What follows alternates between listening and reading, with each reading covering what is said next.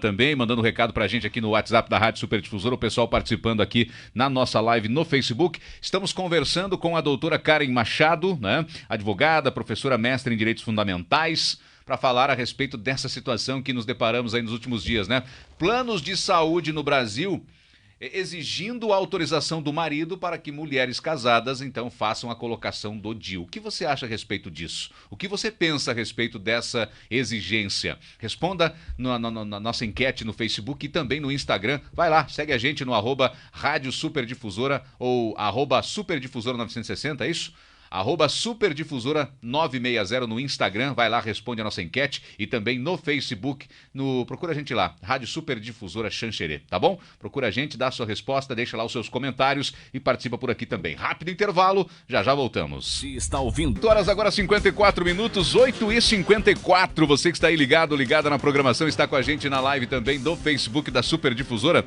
Eu quero mandar um abraço aqui para Adriana, Amanda. A Adriana que está com a gente, deu seu recadinho pra gente no WhatsApp da Super. Bom dia, Fernando, diz ela, muito bom assunto, hein? A mulher tem que ter o seu direito para fazer esta escolha, sim, sem a intervenção do marido ou homem, né? O corpo é dela. O homem precisa de alguma autorização? Não, ele muitas vezes nem pergunta à mulher e faz algo. Abraços, Adriana. Valeu, Adriana, obrigado.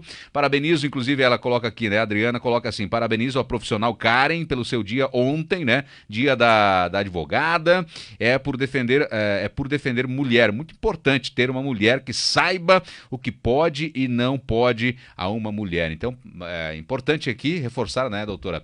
Ontem o dia do advogado também. Parabéns, então, aproveitando a oportunidade, a deixa aqui da Adriana. Parabéns a todos os profissionais do direito, né, os advogados e advogadas aí do nosso Brasil, o pessoal aqui da região também que está nos acompanhando, parabéns pelo dia de ontem, dia do advogado. As colocações da Adriana, doutora, e durante nosso intervalo comercial, a senhora levantou inclusive algo que passou despercebido também por mim nessa questão, quando se tratou da vasectomia, nós tivemos aqui uma pessoa que fez um comentário a respeito da vasectomia. Algo interessante que também penso que a senhora tem algumas reservas a respeito desse tema, a respeito, por exemplo, da vasectomia, que a vasectomia dentro por exemplo, no casamento ou durante o casamento, né, ela precisa, a lei diz que na constância do casamento, se o homem decidir fazer vasectomia, realizar a vasectomia, ele precisa da autorização da esposa, é isso? Mesmo, Fernando. Antes eu quero pedir licença para mandar um grande beijo, né? Para as gurias e para os guris que nos acompanham também, mas recebi muitas mensagens na semana passada. Então, agradecer a audiência, agradecer as mensagens. É muito importante, né, esse contato. E também agradecer pela felicitação do Dia da Advogada e do advogado de ontem. Mandar um beijo aí para as minhas alunas que são da área, que hoje já são minhas colegas, outros ainda estão terminando a graduação, né? Então, é um dia muito importante para a gente que busca a concretização da justiça, né, e que a gente possa levar o legado da deusa Têmis nas nossas ações, né, de proteger aquelas pessoas que necessitam mais na sociedade para a gente buscar uma vida com menos desigualdade, né? Perfeito. E é isso mesmo, Fernando. A lei ela determina que tanto para fazer a vasectomia, quanto para a mulher fazer a ligadura das trompas, que é um tipo de esterilização, precisa da autorização do cônjuge. Perfeito. Tá?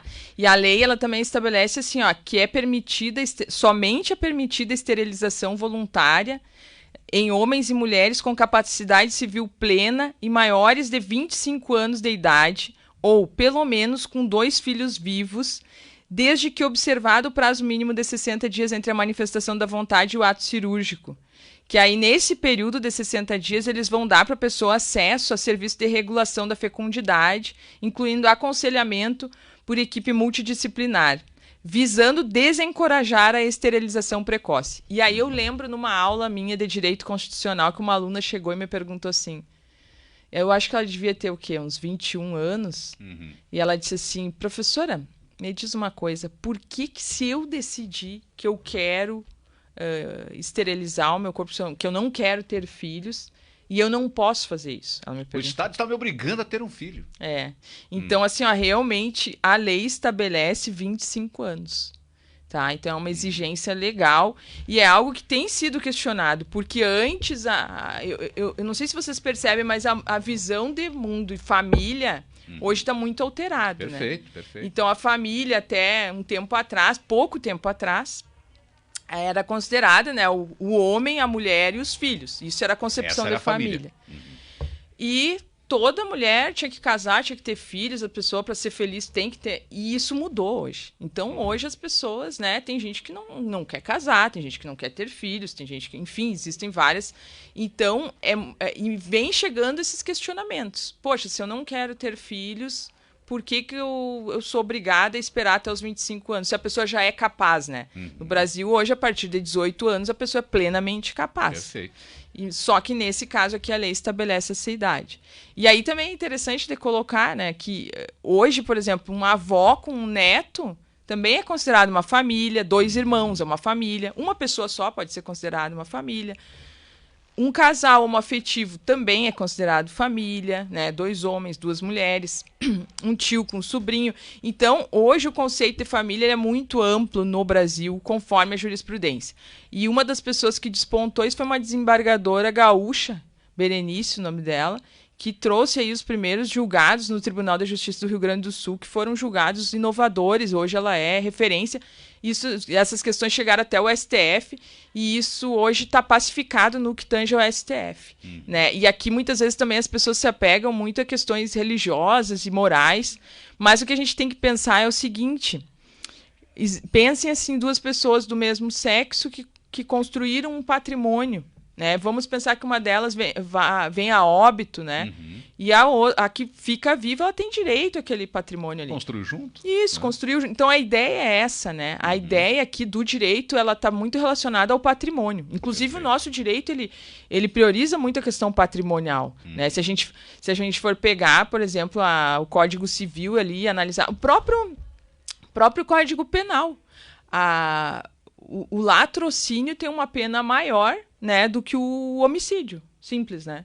Então, quer dizer, quando tem relação com o patrimônio, a nossa legislação ela tem uma proteção maior. Então, aqui quando a gente fala da questão da homoafetividade, tem muita relação com isso, com a questão patrimonial. Uma pessoa morreu, tem a questão da pensão por morte, tem o patrimônio, tem os filhos também, né?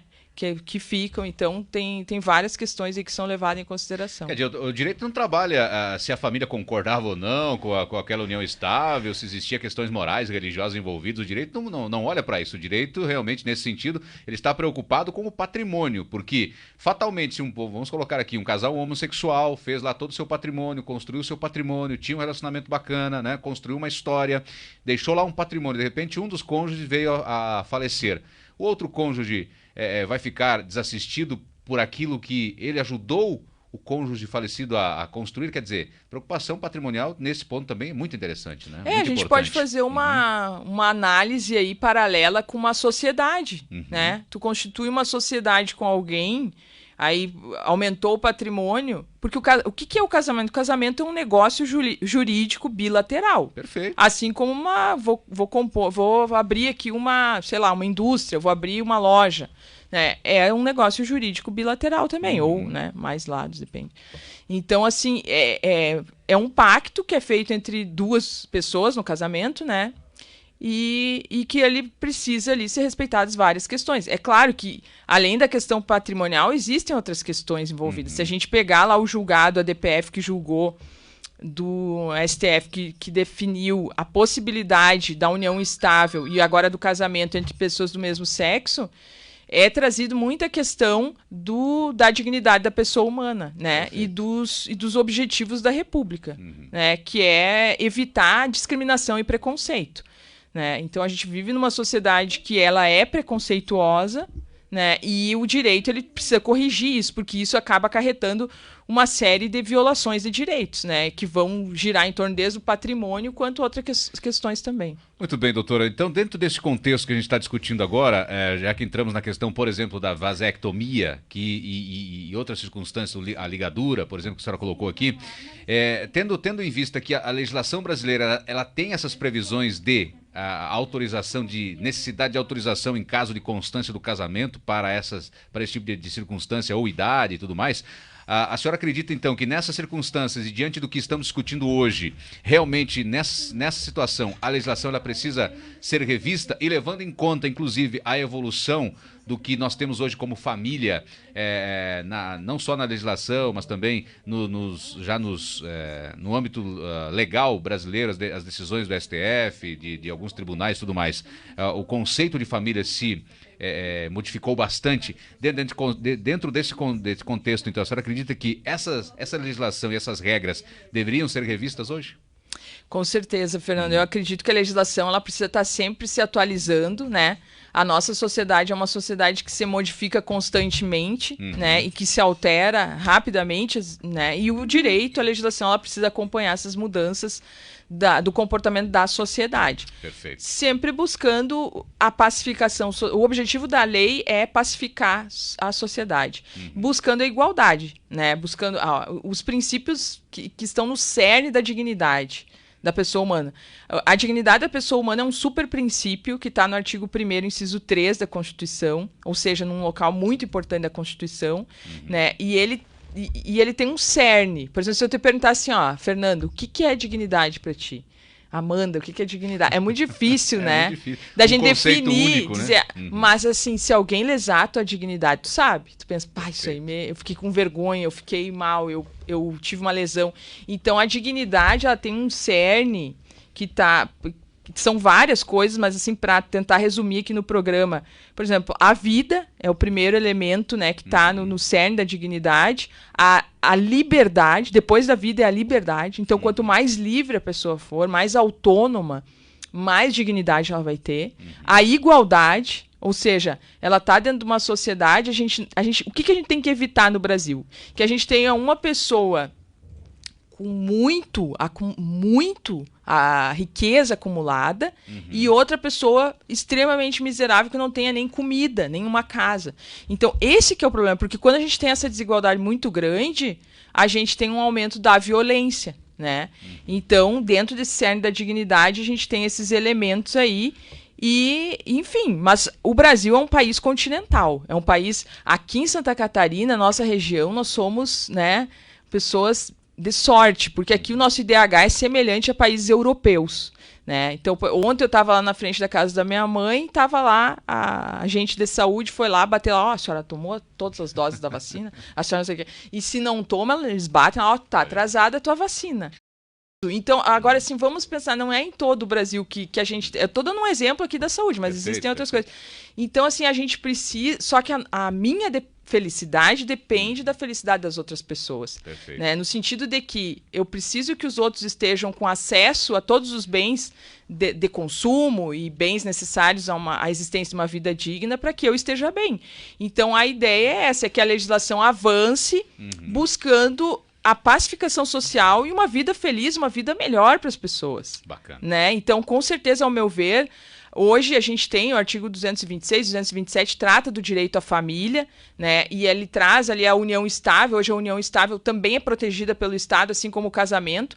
Só que a Constituição ali, literalmente, ela traz homem e mulher, mas o STF, que é o tribunal, a Corte Constitucional que protege a Constituição no Brasil, ela já deu uma decisão lá em 2011, se eu não estou enganada, colocando, né, resolvendo essa questão e dizendo não, também se aceita união estável entre dois homens ou duas mulheres, duas pessoas do mesmo sexo. E aí isso se estende para vários outros direitos. Direito ao nome. Então, hoje, a pessoa que não se identifica com o nome dela por questões de gênero, né, é possível mudar, existem resoluções do CNJ, questão de adoção, né, então existe uma série de direitos aí que também se modificaram com isso. Perfeito. Nós temos a audiência na linha, no telefone aqui, querendo falar com a gente, não quer se identificar. Olá, bom dia.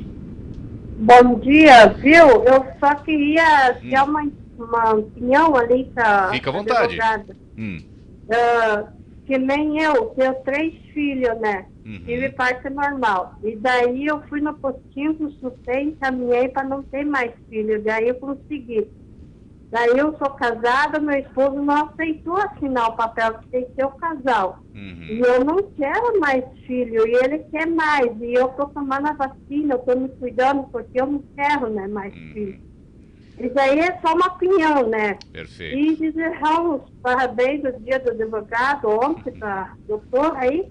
E um abraço para vocês aí da rádio aí. E fiquem com Deus. Maravilha, Tchau. muito obrigado, viu? Muito obrigado pela participação. A doutora já vai responder as possíveis saídas aí, tá bom? Tá. Obrigado, obrigado. Muito bem, a pessoa, então, a mulher não quis se identificar, doutora. Então a situação é uma das situações que ocorrem no Brasil. Uma mulher, né, já com 3 filhos, decidiu que é casada, né, obviamente, decidiu que não quer mais ter filhos. E aí o marido disse que não vou assinar esse documento, que precisa ser assinado por mim, inclusive, para que você talvez faça aí, possivelmente a intervenção que ela quer fazer aí, ou queira fazer, seja a laqueadura, né? E aí, doutora? Aí ela vai ter que se recorrer ao judiciário, né? Vai ter para que o juiz dê a ordem do médico lá do Sistema Único de Saúde fazer o procedimento sem autorização do marido. E vejam como aquilo que a gente está falando aqui, né? Eu quero mandar um beijo para ela, agradecer, né, a pergunta e como é importante, né, esse tipo de participação para a gente ver assim, ó, como isso tá no dia a dia. É algo né? que está aqui perto. É algo que está aqui quintal, perto. né? Ela provavelmente cumpre os requisitos da lei, né, de ter mais de 25 anos, tem 3 filhos, ou seja, tem que ter 2. Mas o marido, então um dos requisitos que é a autorização do marido, ela não tem. Então ela tem que buscar a Defensoria Pública, é um órgão importante para quem não tem condições financeiras de pagar um advogado busque a Defensoria Pública, que faz esse serviço, ele é pago pelo Estado, então a pessoa não precisa pagar. Claro que tem as faixas ali de salariais para poder atender, mas ela pode procurar lá, de alguma maneira ela precisa procurar esse amparo, porque Perfeito. um filho é uma grande responsabilidade, né? São questões muito complexas que envolvem uma criança. E acima disso, fazer valer o seu direito, fazer valer a sua liberdade quanto às suas decisões que se referem ao seu próprio corpo e às suas vontades, né? Eu acho que é isso aí. Mas a última participação antes de encerrarmos aqui, a Juliana Binotto. Fernando, e para quem não pode ter filhos e precisa de uma fertilização in vitro, né? O Estado paga? Pois é a única forma de constituir uma família além da adoção? É a pergunta dela, né? Já que estamos falando de família. Essa é a questão, então, da Juliana, para a gente fechar todas aqui, doutora. Inclusive, a senhora trazia aí um fato... que ocorre, infelizmente, aqui no Brasil, que nos chama atenção, né? Quando fala da questão da fertilização. Sim. Ela colocou aqui a fertilização in vitro, né? A pergunta dela quanto à ajuda do Estado para que isso aconteça. Existe legislação nesse sentido? Não existe? Como é que fica essa questão, doutora? Pois é. O conhecimento que eu tenho é que são feitos tratamentos particulares. Certo. Tá? Inclusive, eu até comentei antes que tá algo que saiu na mídia nacional e eu já vi casos aqui na nossa região como advogada, que é da inseminação caseira.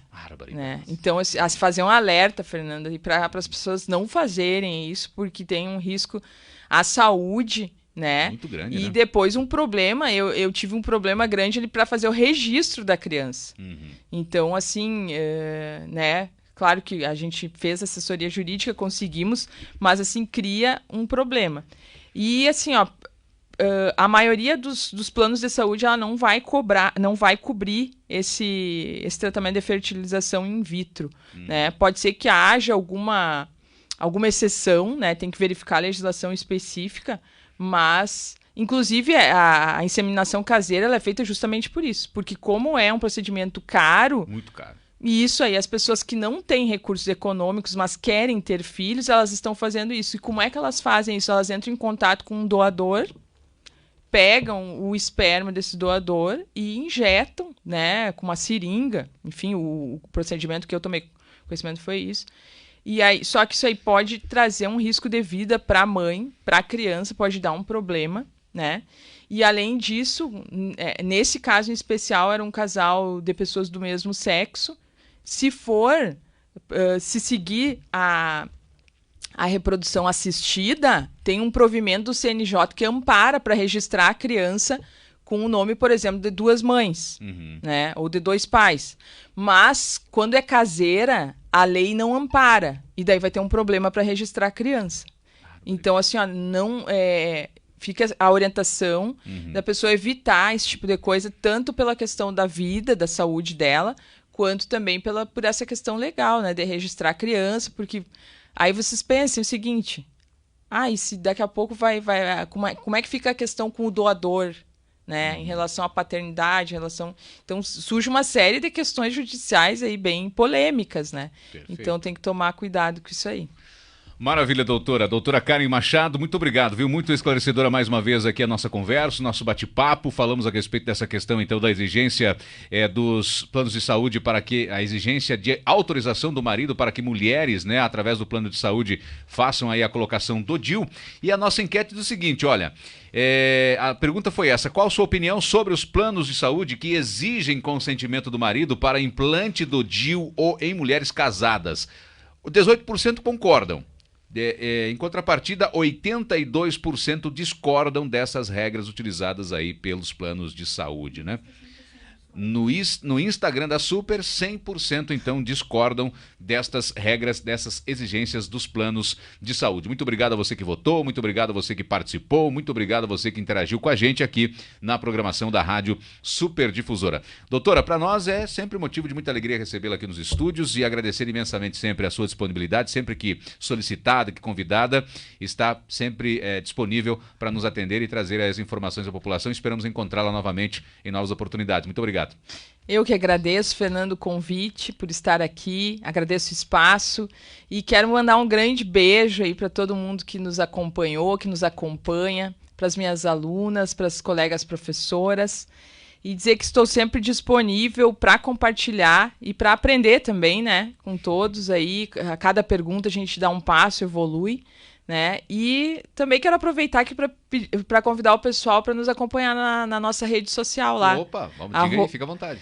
@professora Karen Machado, Karen com C e N no final. Meu Instagram tá sempre bombando lá, trago várias informações, gosto de mexer com as redes sociais. Então espero vocês lá e um grande beijo aí para Xanxerê, para a região. É um grande orgulho. Tem muitas pessoas, tenho várias pessoas que já fiz as defesas também de direitos, as garantias de direitos constitucionais daqui. Então um grande beijo aí pro pessoal de Xanxerê e região. @professora Carol Machado, isso? Karen Machado. Karen Machado, desculpa. @professora Karen Machado, Karen com C, viu? Procura lá nas redes sociais, você vai ter muita informação aí a respeito de direitos, importante. Mais uma vez, professora, doutora, muito obrigado, viu? Sucesso para ti. Grande beijo.